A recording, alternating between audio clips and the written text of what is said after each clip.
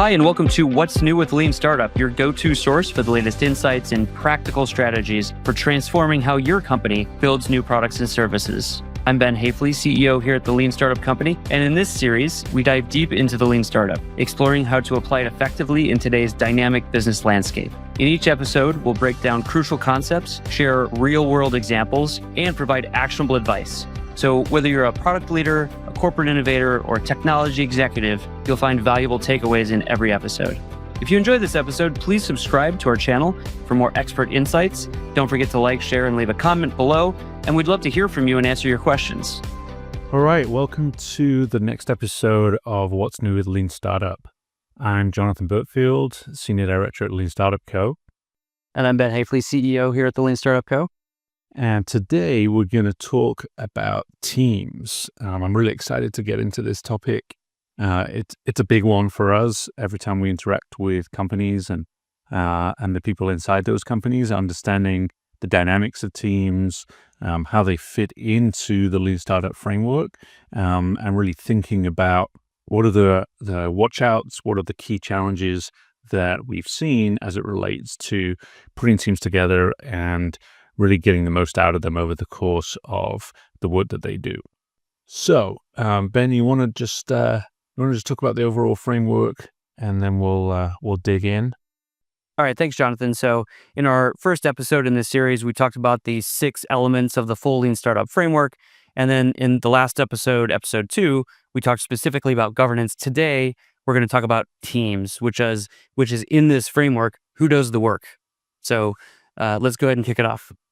So let's start with a common question that we get, which is, what should my team look like when they're starting out thinking about building a product, building a service, building something that's innovative, or not, right? What should the team look like, right? And so what's the normal pattern, or let's call it the legacy pattern, has been like, let's get a big team focused on this so that they can really maximize the output of the team and really move as quickly as possible. And it's counterintuitive a little bit to say, within the context of Lean Startup, what we're actually encouraging teams to do is at the beginning of that journey, when we know the least amount about the team objectives, when we know the least amount about the product, we've got high uncertainty, we should actually have a really small team. We should actually have far fewer cross-functional members of the team, so that we can really understand, sure, the journey is to grow over time, right? But we want to grow in the right way. So we want to make sure that we're not adding resources to the team before we really understand whether there's an initiative worth pursuing. And we want to understand what are the right people to add to the team so that as we grow, there's an effective use of those people who are on the team doing their work. Yeah, and I think to add to that, the lean part of Lean Startup is what's the minimum amount of investment we can put towards something in order to systematically vet, shape, and de-risk it. And so to your point, Jonathan, it seems like common sense to say, hey, we want this to work. Let's put a big team around it so that we help guarantee its success. In the Lean Startup kind of framework and mindset, we're actually saying, what's the minimum number of team members with the most cross-functional experience that we need for this specific stage of the project, where we can either decide, yep, it's going to meet the criteria for this next milestone, or in many cases, we're going to park this entirely just because we found out there's not a there. And we'd rather do that with 3 to 5 team members than a team of 25 who's already been allocated the budget for the entire year. Yeah, no, that's exactly right, Ben. The way I think about it is the more people you have on a team early on, the more demand there is for the people who are on the team doing the job that they're trained for and they're held accountable for. And so what I mean by that, and what I hear as a kind of a big challenge for teams is, if really early on we've got a lot of engineers on the team, right? Because we know this is a big, meaty technical challenge, right? Then all of those engineers pretty quickly are going to start saying, well, I'm here to write code. I'm here to create stories and build against them and really kind of build up the momentum of our throughput so that we've got a high build velocity. And that's powerful and that's really important when we know what to build. On the other hand, it's a real challenge when we got people asking for requirements and asking for stories to be created and starting to write code when we don't know what to build yet. So we want to avoid that dynamic where we've got a group of people, and the same applies to our UX team, the same applies to our marketing team, right?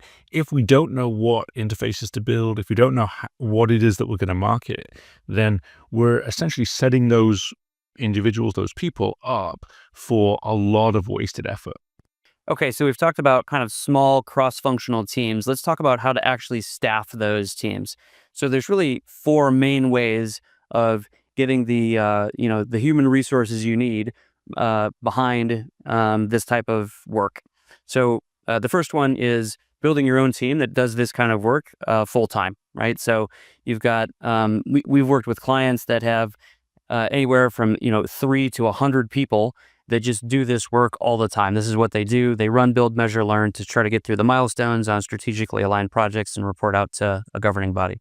Another one, which by the way, these aren't mutually exclusive, is borrowing. So you might have a small dedicated team. You can also borrow resources from within the enterprise on an as needed basis. For example, hey, we need somebody from marketing, or we need a legal person, or we need, this type of engineer.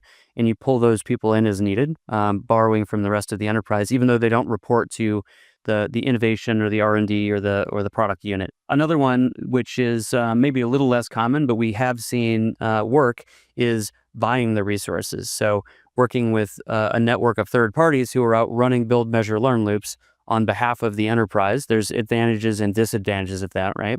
But we have seen that work.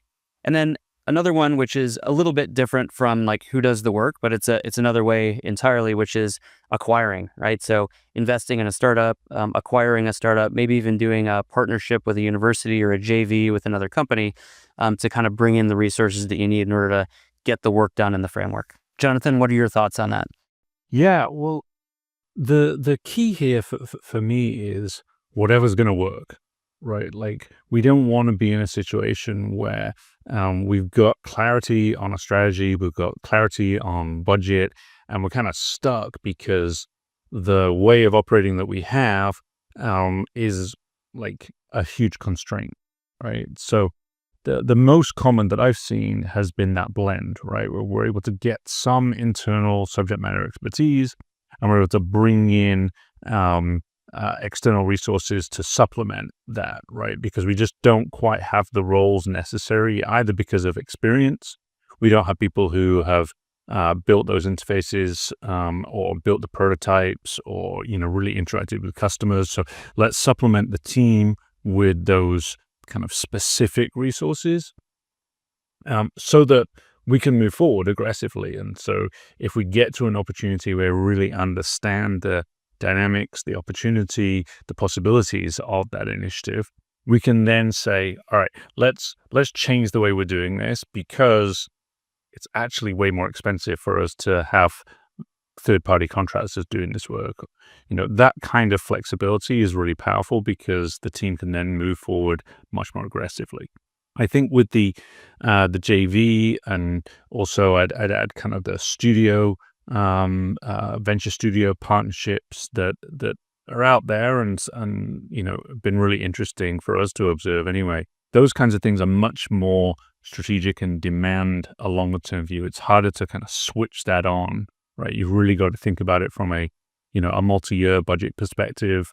And so that's not an easy shift if you realize as an initiative comes through and as the, whatever the input is, marketing, sales, or kind of the market dynamics are saying, we need to execute on this thing.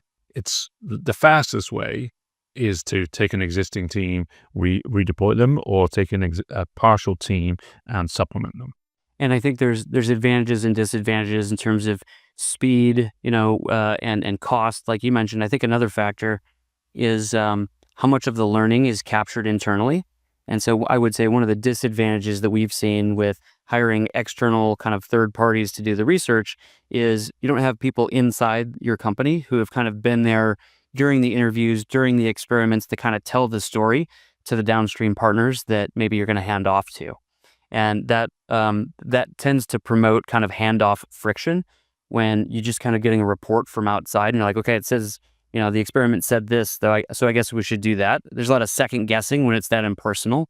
And so I would say, one of the things that I would just personally recommend would be having enough people internally, especially with the downstream partner, where they can kind of tell the story. And I kind of want to get into that, right? So a big part of staffing the team the right way is how much do you want to be kind of the internal product team, the startup team, the R&D team versus who's going to implement this in the long run if it gets implemented. So Jonathan, what are your thoughts on that? Yeah, there's a good little phrase that I always heard that I think is really valuable here, which is some people are starters and some people are finishers, right? And so like the team who is doing the exploration, right, whether that's innovation or on the product side and they're implementing something as a supplement or as a adjacent to an existing product, the people who start that work aren't necessarily the people who are really skilled at managing the P&L down the line, right? The operators of the successful opportunity that emerges are not necessarily the same people, right? Some people are really good at discovery side of things and they really can't manage a P&L down the line and they can't build at scale, right? So understanding exactly what you just said, which is how are resources allocated in support of the possibility that we might be able to go to scale. Of course, that's not guaranteed, right? So you want to have that flexibility built in. If we're going to go to scale, we need to supplement, we need to bring in different people, we need to train existing people in different ways, right? So I think that the difference between the search stage and the execute stage has big implications for the team, how the team is made up, and how the flexibility around that team plays out. It's interesting. I was just at a conference out in New York City. One of the specific use cases of a framework like the one we're talking about is, people submit ideas and they those get organized strategically, and then if you're lucky, you get to work on that idea. Well, in a lot of cases, people don't want to work on their ideas. To your point, they're not even just starters; they're ideators, and they're really not interested in working on it. And so one of the things that I've seen at a couple companies now and that we've seen is, when people are forced to work on the ideas that they have, that can actually be a big turnoff for them. And so you don't get the ideas because people say, look, I'm happy to be creative, but I just don't want to, I don't want to finish it. It's not in my wheelhouse. Let's talk about a very common use case here where there's a team kind of working on something up front. Maybe it's those 3 to 5 people, and there's, in the vague horizon, there's a execution partner. It's a business unit in the company or some other kind of entity that may or may not be the one that this is handed off to. And our clients have come up with a lot of different names for that. One of our clients calls it a homeroom, for example. It doesn't matter what we call it. If we're incubating things and handing them off to internal entities, that's a really big part of getting your team members right, especially in terms of executive sponsors and stakeholders. So what are your thoughts on that? Oh yeah, I mean, the way we've seen it play out is, organ rejection, right? If you don't have some skin in the game from that revenue generating side of the business that is going to pick up the ball and potentially run with it. So there's a lot of rejection from leadership, from individual contributors who are saying, well, hang on a second, where did this come from? Right? We don't recognize the seeds of an opportunity here because we didn't do it. Right? We weren't part of that real kind of deep learning with customers to get us to a place where we said, there's something new here. We're stretching our market in a different direction or stretching our product mix, right? So you're exactly right. Like anticipating that handoff and building that in as early as possible, both in terms of the process and funding, but as we're talking about now in terms of the team, really important, right? The other aspects of that, which I think is really important, is subject matter expertise, right? That we don't want everything to be uncertain, everything to be new for the team, right? So sometimes we've got people who deeply understand the market, deeply understand the legacy business. And they need to be part of kind of the very early stages of the journey, getting the product through those milestones. I was working with a group out on the West Coast of the US recently, and they were a services business that evolved out of a hardware company. And the team was made up of a really interesting mix where we had some people who'd been in the organization for 20 plus years who knew how to navigate, knew the different dynamics, knew the different product components. And then there was a small group of people who were, pretty new to the company, maybe could move a little bit faster, maybe less invested in the legacy business. That combination was really powerful, right? They could really build something that was rooted in the organization and capable of moving the portfolio of the company forward in the appropriate direction. So let's talk about a different topic, Ben, if that's okay. Let's talk about how the team that is emerging, how does it think about its relationship to leadership? Because it's not always the same, especially when we're dealing with innovation, but also when we're dealing with product and highly uncertain product. Like, we've got a slightly different dynamic between the team and their leadership. Do you want to jump in and just talk about some of the dynamics you've seen emerge? Yeah. And I think as we talk more about this kind of full framework of lean startup, it's really hard to talk about one of the components without talking about the others. And so this is right on the border of kind of governance and teams, right? And that's okay. But I would say that I think it's important to view the team as not just the team doing the work, but also the leaders who are holding the team accountable for doing the work. And so when we say team, it's not just the people out there running build, measure, learn. It's also who is specifically knows about this particular initiative and the portfolio, and again bleeds into governance pretty quickly. But having somebody that's named, right, like who is it that is holding this team accountable for doing the work, and do they understand their role on the team just as much as the people doing build, measure, learn? Yeah, I think that's totally right, that on the leadership side, we need to be really clear what the roles of leaders are. On the team side, I think what emerges often is a shift, because traditional dynamic between the team, the product team, kind of the front line who are interacting with the customers and the market, traditional dynamic has been leaders know best. Leaders know the answers, right? They've been around for 20 plus years. They've got a seat at the leadership table because of their deep experience. When we're dealing with new products, innovative products that are grounded in high uncertainty, that dynamic changes because the leaders don't necessarily have the depth of knowledge about the technology for sure that's changing rapidly. They don't necessarily have an understanding of the customer because customer expectations and the actual people who are the customers have changed.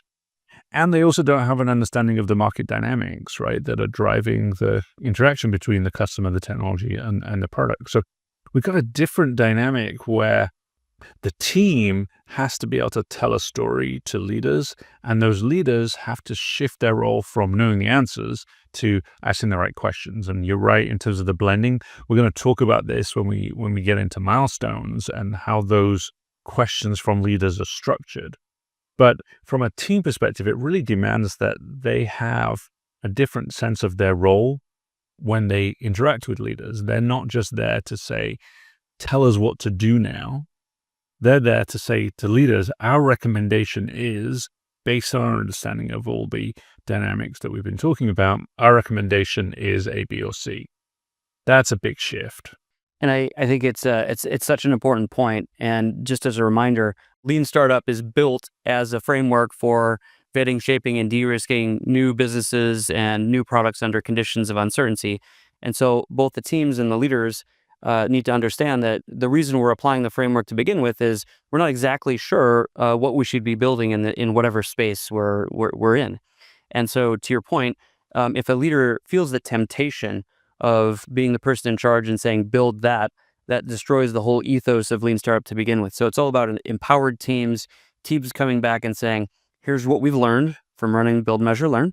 Here's how we know, and here's our recommendation in the form of pivot, persevere, park on what should be done next. And then the leader's job is to make sure that is based on evidence and validated learning, not just pretty PowerPoint slides and a great smile. Yeah. Let me just pick up on that last point about evidence, because we talked about it briefly in the governance section, but the job of the team is to accumulate that evidence, to populate dashboards, to really respond to OKRs, whatever is the framework that the organization is using to manage the progress of the initiative. The team has to populate that. The team has to build the story. They have to translate the narratives of their interaction with customers. They have to translate how the product is performing, if it's out there in the market and growing in a certain way. They have to really be able to tell a data-driven story.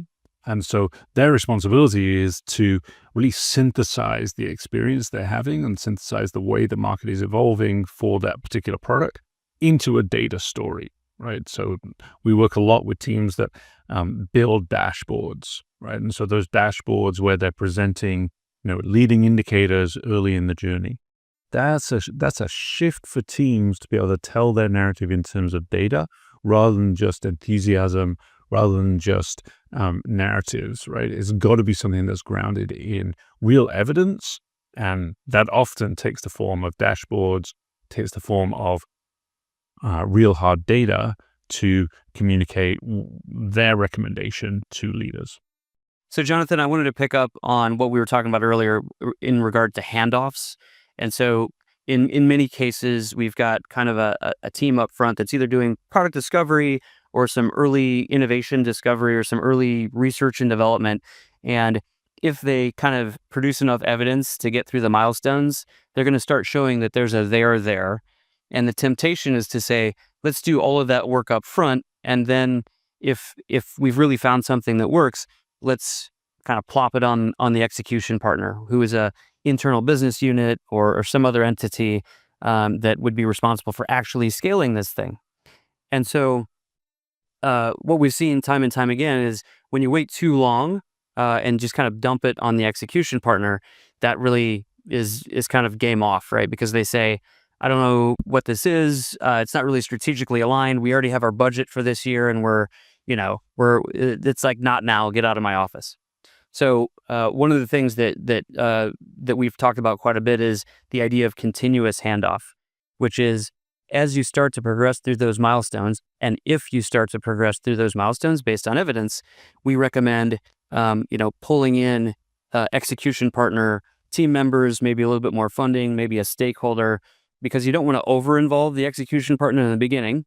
And Jonathan, you mentioned, you don't want to have a team of 25 because then there's just pressure to build something, right? So there's such a thing as too much execution partner investment in the beginning.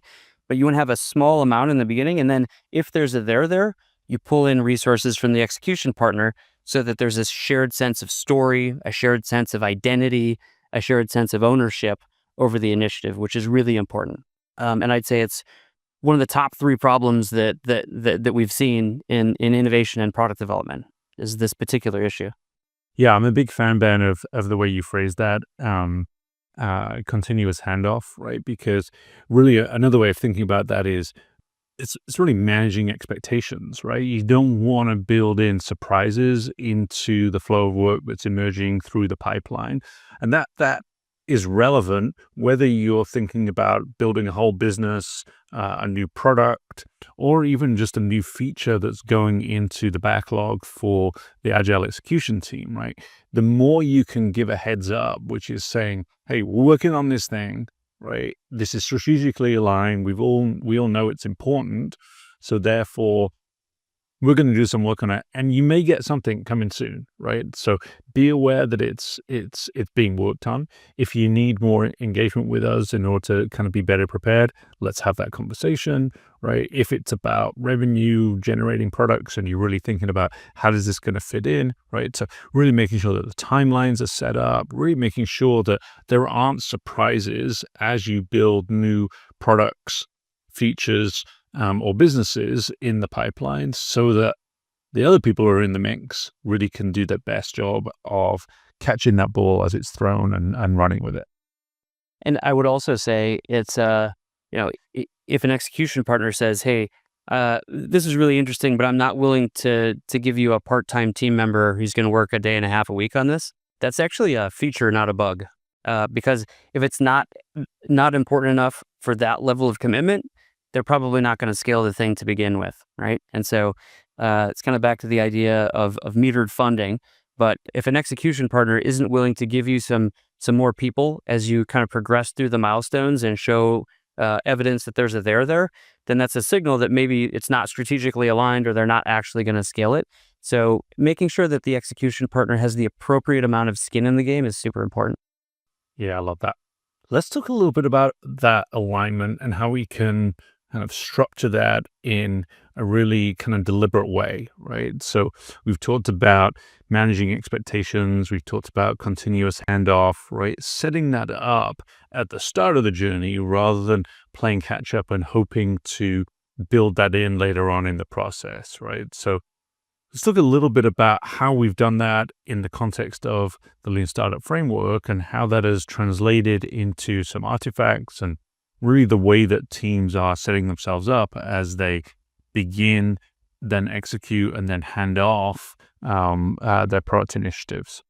Yeah, and so I think a clear one here is the product charter that we've been working on for many years, and I think we alluded to this in the first episode. But a charter doesn't sound that exciting. It's actually been one of the most helpful tools that we've used over the past 10 years, just in terms of getting people aligned on expectations and roles and responsibilities. So, Jonathan, what thoughts do you have on chartering? Yeah, well, it's not meant to be exciting, right? It's meant to be simple, right? It's meant to be as straightforward as possible so that we can get it done, right? But the intention is that on day minus whatever it is, let's say 10 days before the initiative is really getting started and the team is starting to really cook on the opportunity, starting to speak to customers or starting to build prototypes, like a substantial number of man hours or days before that's happening, we want to bring together the team that's going to be working on it. We want to bring together some of the key stakeholders. We want to give them an opportunity to declare, what is this thing we're about to do? So how is it strategically aligned? What is the vision for this opportunity? What are some of the biggest uncertainties that we might have right now that we're going to start tackling? What are some of the assumptions that we built into our thinking that has given us the opportunity to say, let's get started on this? What are some of the timelines that are relevant here? Like, how long do we anticipate it's going to take before we get to milestone 1, 2, or 3, right? And then who's actually on the team, right? Who are the people who are going to be the consumers of the output of the team? Who are the people generating that output? What kind of commitment level is expected of them? One of the nicest surprises you want to avoid for an individual is, hey, you're on this team, right? And you're expected to give like 3/4 of your hours to this initiative, right? That's not a fun place to be if you're in that. If you turn up and you're expected to do that work, much better to have that surprise come a little bit ahead of time, and for the person to say, well, I actually can't give you as a team leader, I can't give you that amount of time because my manager is, expecting me to do these other things. So that's just one example of, let's get alignment, let's capture it, let's document it, and let's keep referring back to that as we start building moving forward. So what we'd love to do actually is share that template with you. If you're interested in building alignment early in the process and making sure that maintained over time, there's an email link below. Send us a note and we'll send out that template to you so you can start doing that. All right, that's it for this episode. So, Jonathan, thanks a lot for the great discussion, and talk to you next time. Bye now. That wraps up another episode of What's New with Lean Startup. This series is brought to you by the Lean Startup Company, where we help companies transform how they build new products and businesses. You can find out more about us and how we serve our clients at www.leanstartup.co. If you enjoyed this episode, please subscribe to our channel for more expert insights. Don't forget to like, share, and leave a comment below, and we'd love to hear from you and answer any questions you may have. Thank you for joining us, and we'll see you in the next episode.